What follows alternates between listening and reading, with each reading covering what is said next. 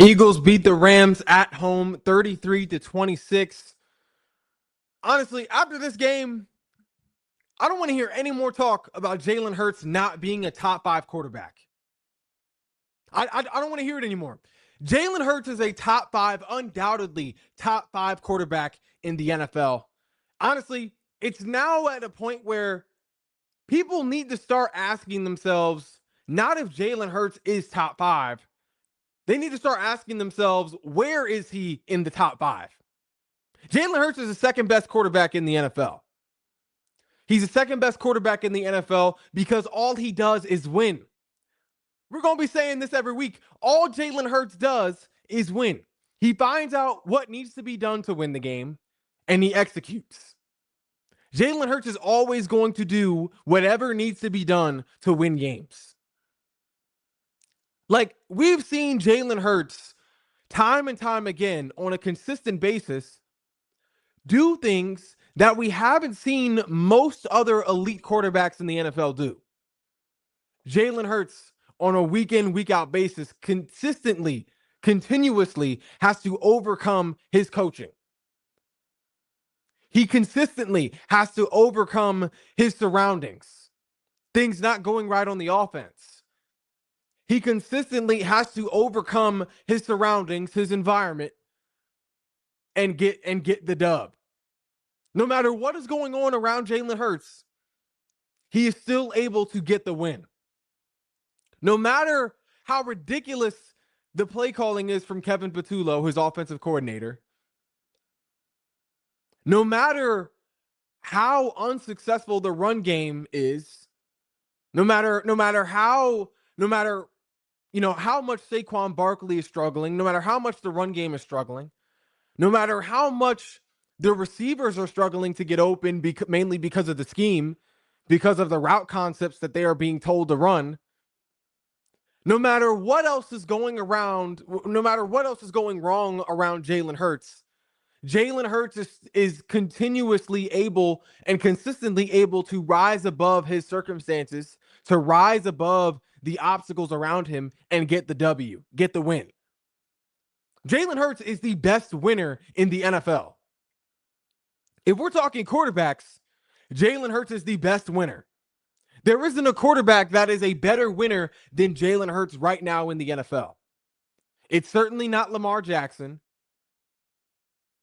Certainly not the guy that crashes and burns in the playoffs.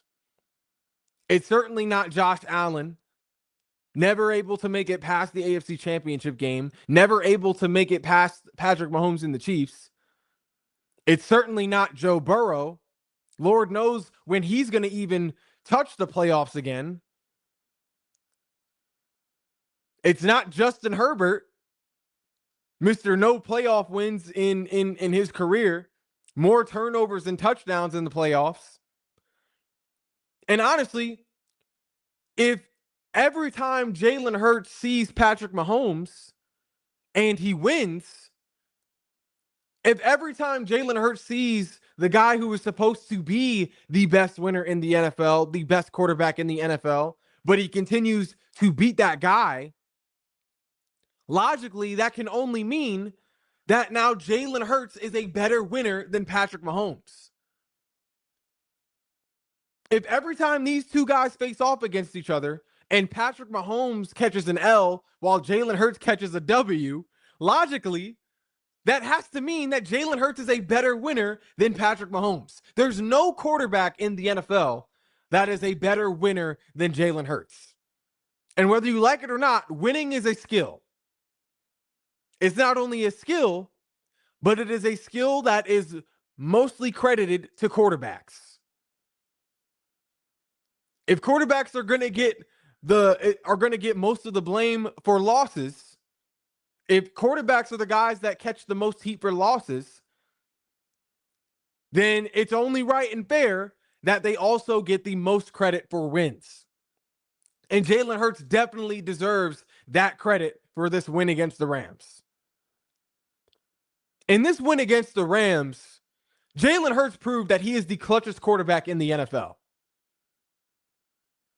Jalen Hurts in this game against the Rams proved that he is the most clutch, the coldest, the biggest killer in regards to quarterbacks in the NFL. Down 19-7 at halftime.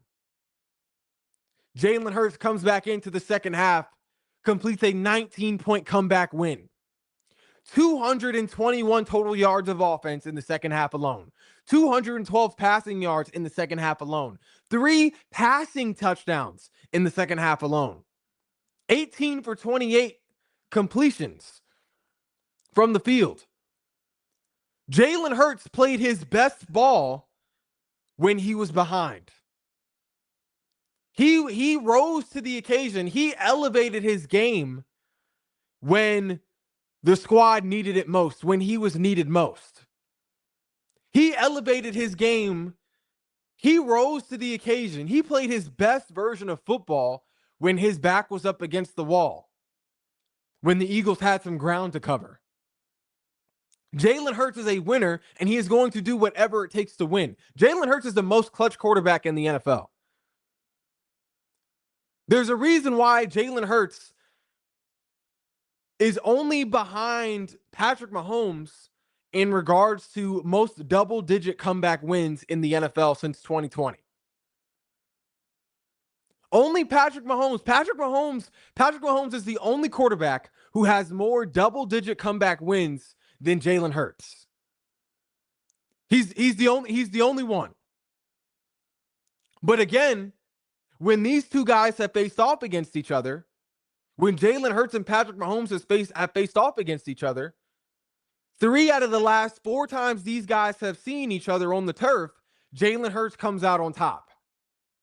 And we can't say Patrick Mahomes didn't have the talent. We can't ignore that. Like, yes, Jalen Hurts had talent on those Eagles teams, but so did Patrick Mahomes.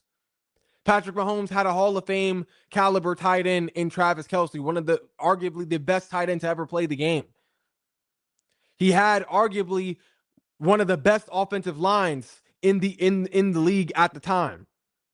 He has arguably the greatest offensive mind in the NFL right now. Will go down as one of the greatest offensive minds ever in the history of the NFL. Even though Patrick Mahomes has more double-digit comeback wins than Jalen Hurts, every time he has seen Jalen Hurts, it doesn't work out that way. Patrick Mahomes isn't able to notch one more tally in that stat column when it's Jalen Hurts who he's facing. Patrick Mahomes is the most clutch quarterback in the NFL when he is not playing Jalen Hurts.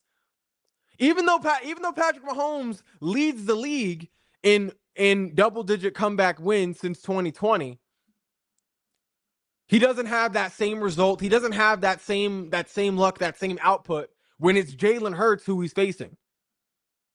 Jalen Hurts is the most clutch quarterback in the NFL. 17-0 in his past 7 starts. 43 now total touchdowns with only 4 interceptions in his last 7 games. Jalen Hurts is ice cold. Jalen Hurts is going to do whatever it takes to win. There is not a more clutch quarterback. There is not a better winning quarterback than Jalen Hurts in the NFL. Jalen Hurts has the highest winning percentage out of any quarterback since 2022. Jalen Hurts is an elite quarterback. Jalen Hurts is an elite quarterback. He is not a game manager. He's not an average, mediocre quarterback. Like, if you're still saying after seeing this Rams game that Jalen Hurts is an average to mediocre quarterback, you're in denial. You're either in denial or you're just not watching the games. Because there's no way me and you saw that same game between the Eagles and the Rams. There's no way we both watched Matt Stafford, Devontae Adams, Puka Nacua give the Rams a 2-possession lead, establish themselves in the first half, shut down the run game, suffocate Saquon Barkley in the run game, but then still end up losing in the stretch of the second half. Still end up losing at the end of the game. There's no way me and you both saw the same game where we saw Matt Stafford and the Rams establish a sizable lead. Saw Jalen Hurts bring the squad back. Saw Jalen Hurts complete a 19-point comeback and win the game. And you still think that he's an average quarterback. There's no way you can think that. You're either in denial or you didn't watch the game.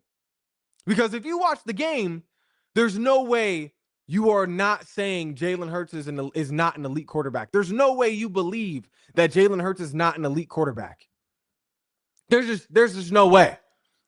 I honestly, and I'm thinking about it even now. Like, I'm watching the game, right? Like, I had the game on. I'm at work. I had the game on. One of the homies in the group chat had the nerve to text me in the group chat, game managers don't come back in games. Game managers can't put the backpack on and carry their team to a W. Game managers can't come back in games. Honestly, I was heated when I first saw the text, but at the same time, I'm thinking, you know what? You are absolutely right. You are absolutely right. Game managers don't come back in games. Game managers don't win Super Bowls. Game managers don't win Super Bowl MVPs. Game managers aren't regular season MVP favorites. Game managers aren't one of the only quarterbacks in NFL history to put up 35 plus points in a Super Bowl twice. Game managers aren't one of the only quarterbacks in the history of the NFL to win a Super Bowl MVP and earn All-Pro honors. Game managers don't win All-Pro honors. So you are absolutely right. Game managers do not come back in games. That's why Jalen Hurts is not a game manager. Jalen Hurts is not a game manager. He is not just a system quarterback. Jalen Hurts is elite. Jalen Hurts is an elite quarterback. Jalen Hurts is a superstar. Jalen Hurts is the second best quarterback in the NFL, fighting for the best quarterback in the NFL. So you're absolutely right. Game managers don't do those type of things. But that's why Jalen Hurts is not a game manager. That's why Jalen Hurts is not a game manager. Because he does things that game managers aren't supposed to do. He does things that game managers aren't supposed to do. How many Super Bowl MVPs does Lamar Jackson have? How many All-Pros does Joe Burrow have? How many times how many rings does Josh Allen have? How many times has Josh Allen been able to beat Patrick Mahomes in the playoffs? Jalen Hurts is the best quarterback in the NFL after Patrick Mahomes.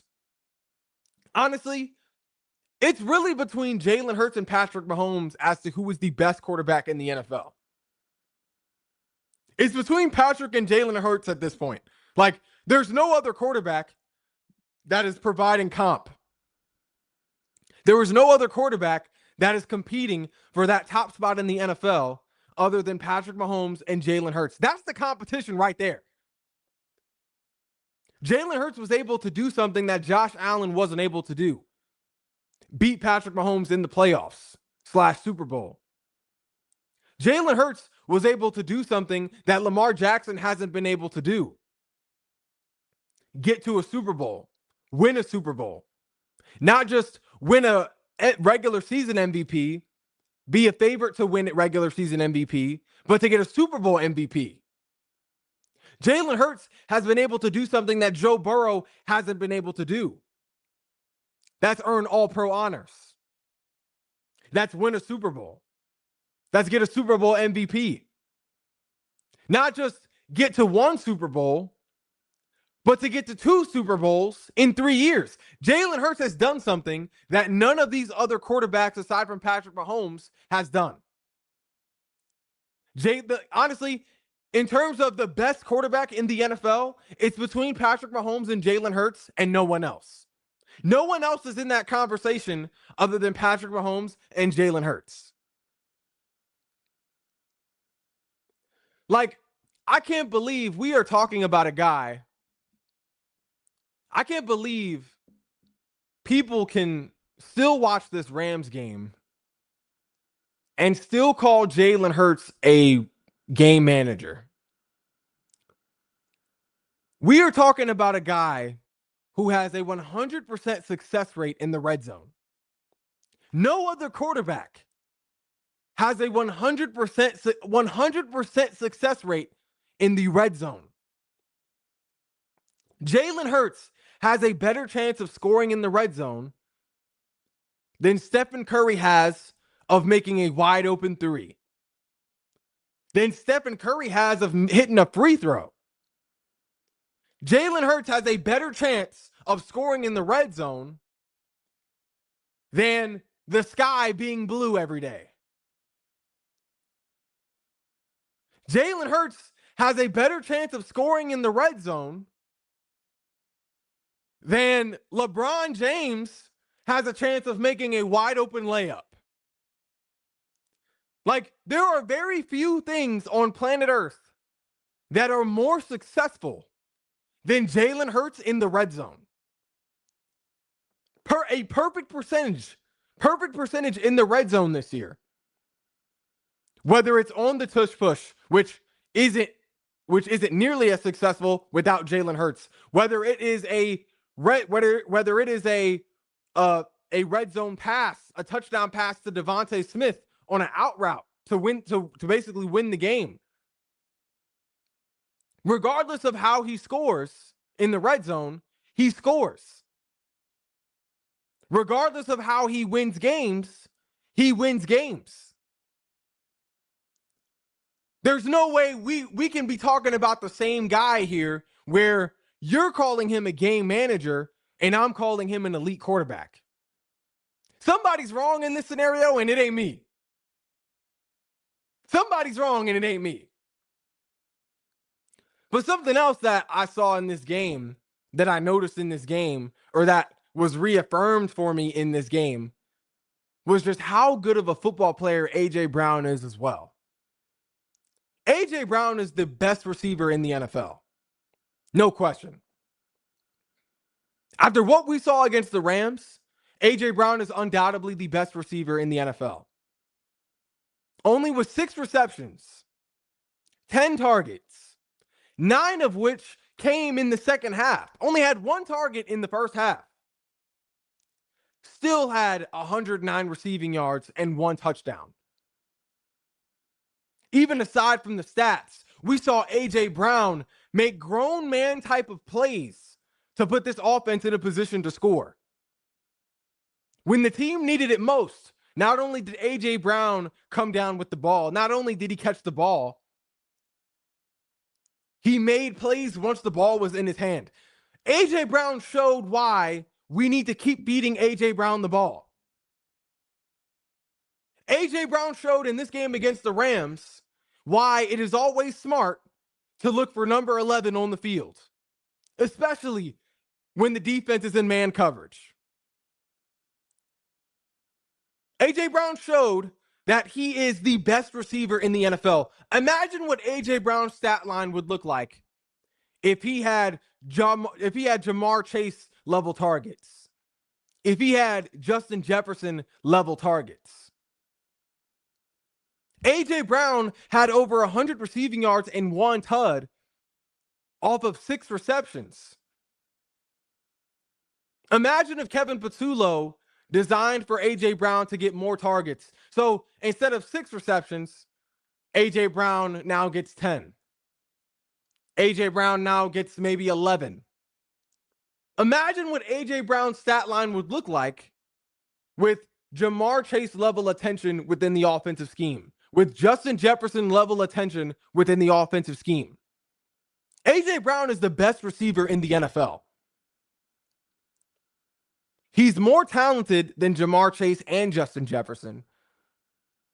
And he's more of a mismatch in head-up situations. In man-to-man, single coverage situations, there isn't a receiver that is more successful, that is more dominant, that is just flat out better than A.J. Brown.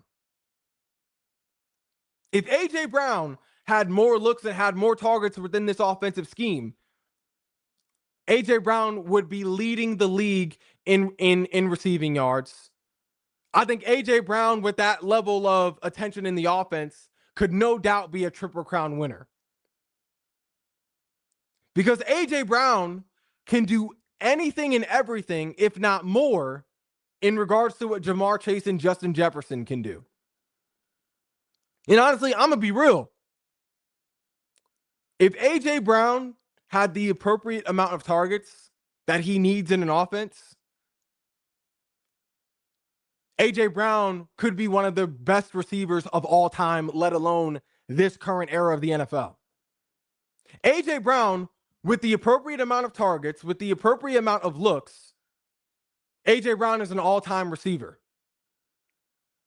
With Justin Jefferson and Jamar Chase level targets, A.J. Brown is Calvin Johnson. With more targets, with more attention in the scheme, A.J. Brown is Randy Moss.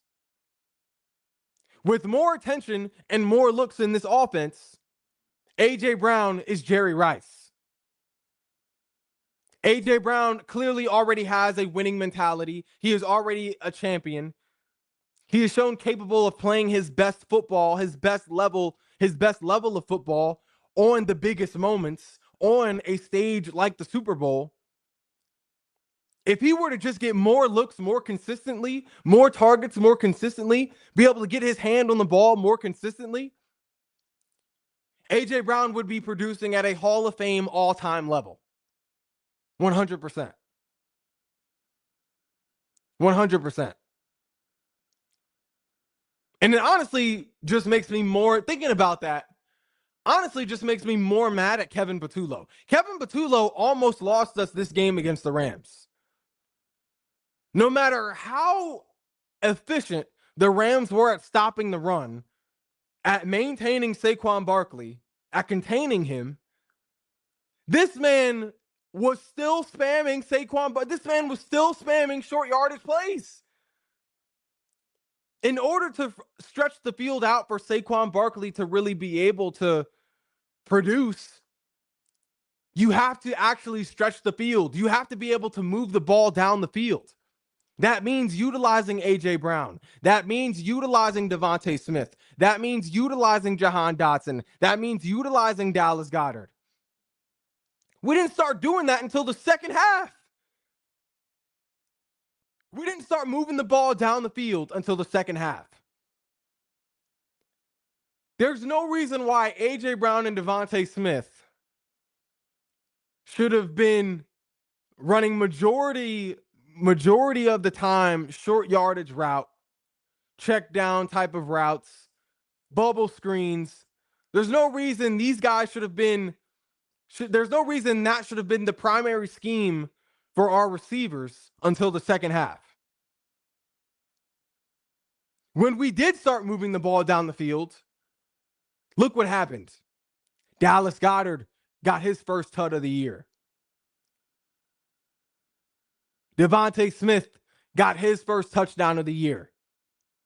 A.J. Brown got his first touchdown of the year. First of all, it is inexcusable that this offense, with the weapons that it has, there's no reason that this team should have been held to 0 passing touchdowns until week 3, excuse me. There's no reason why this offense should have been held to 0 touchdowns through the air until week 3.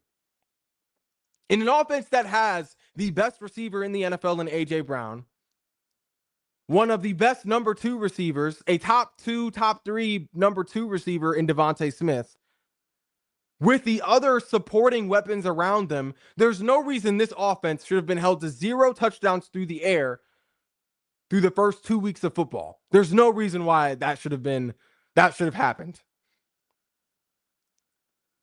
Kevin Patullo almost lost us this game by using the run game as a crutch, by spamming these short yardage plays. In order for the short yardage game to be successful, defenses have to have something to worry about in the deep thirds of the field. The offense has to present a threat to coverages in deep the offense has to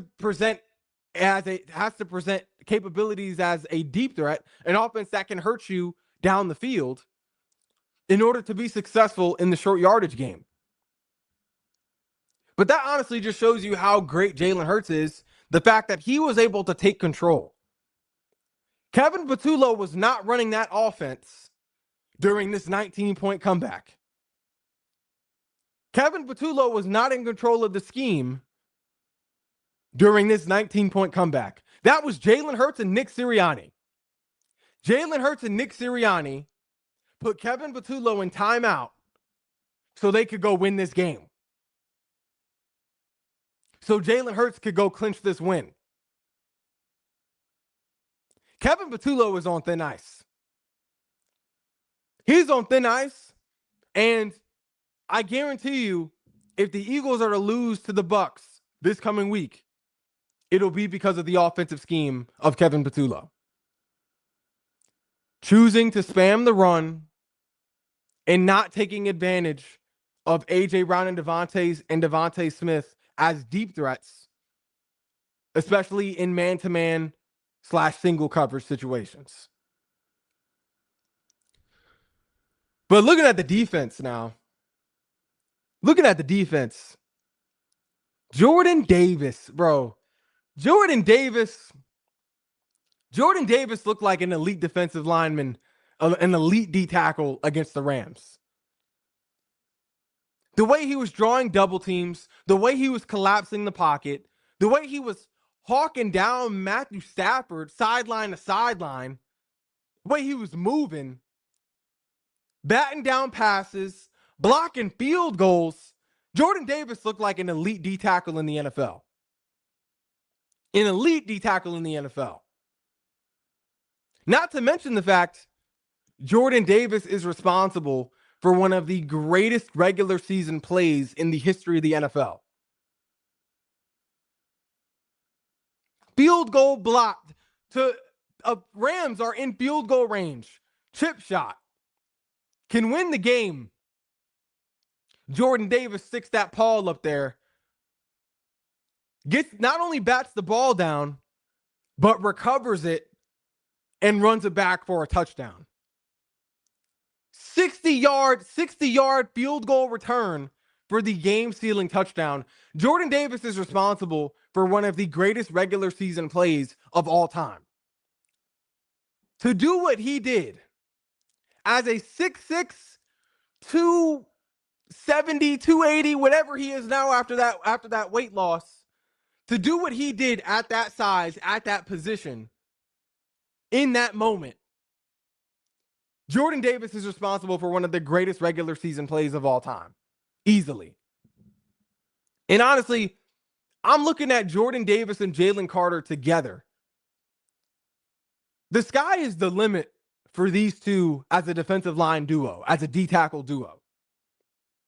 Like, I honestly don't think, like, as a duo, as a defensive tackle duo, Jordan Davis and Jalen Carter have the highest ceilings out of any two defensive tackles, out of any front D lineman in the NFL.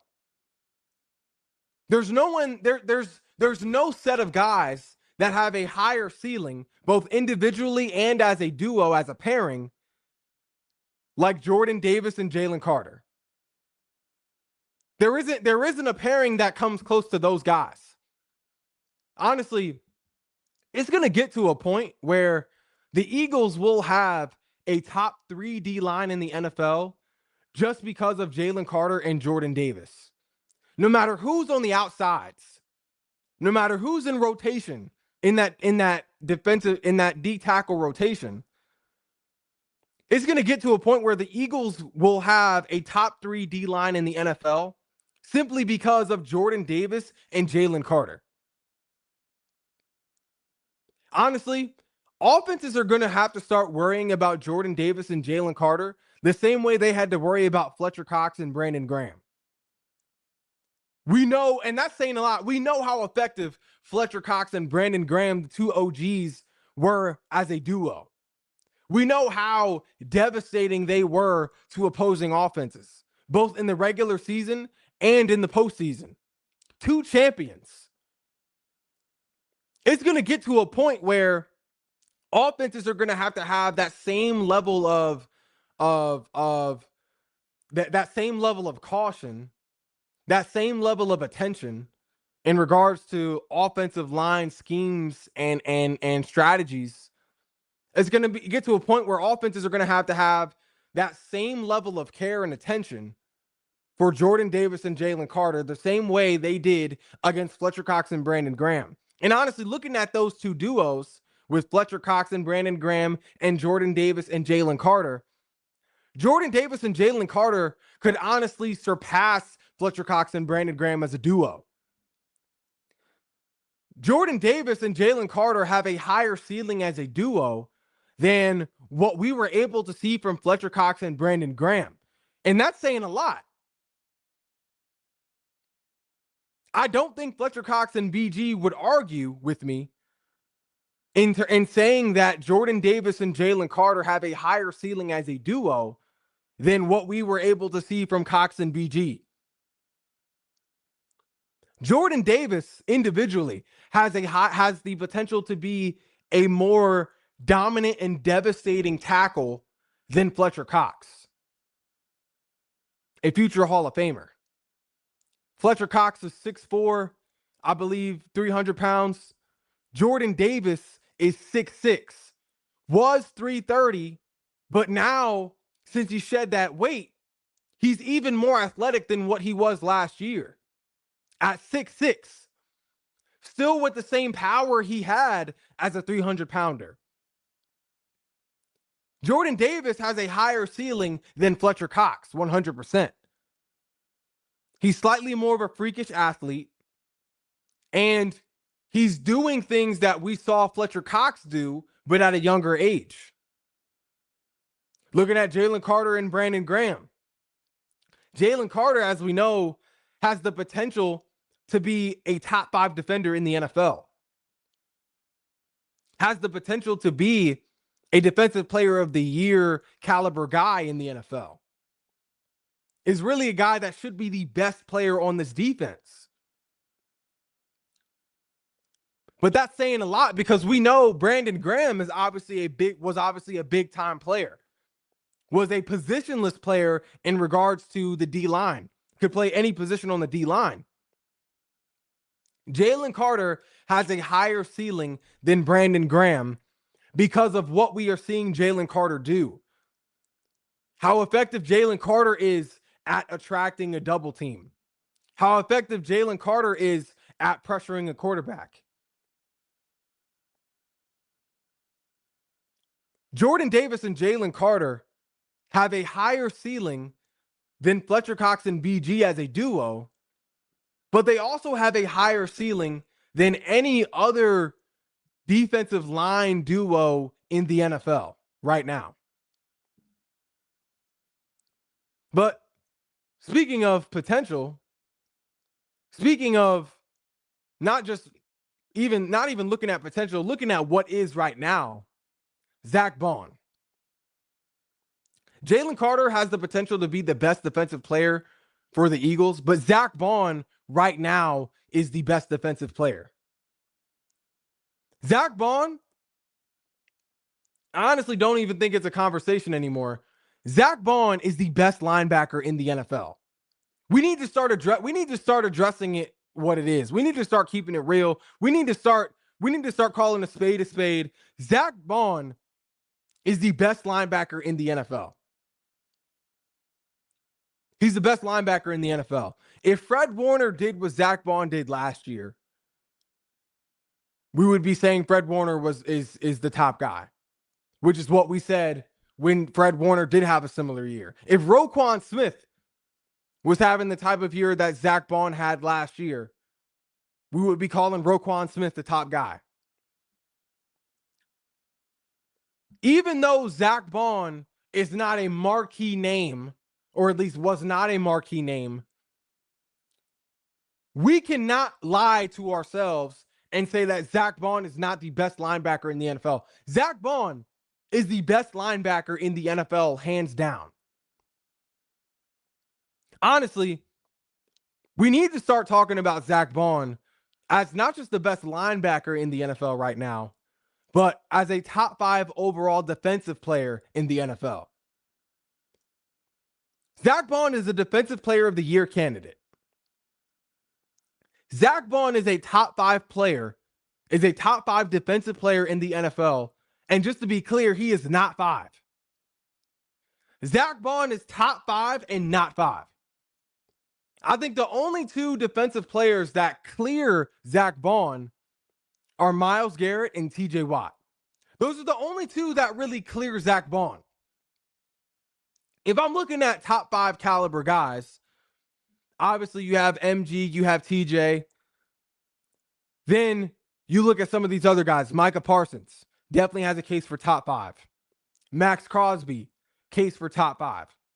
Patrick Surtain, reigning defensive player of the year, has a case for top 5.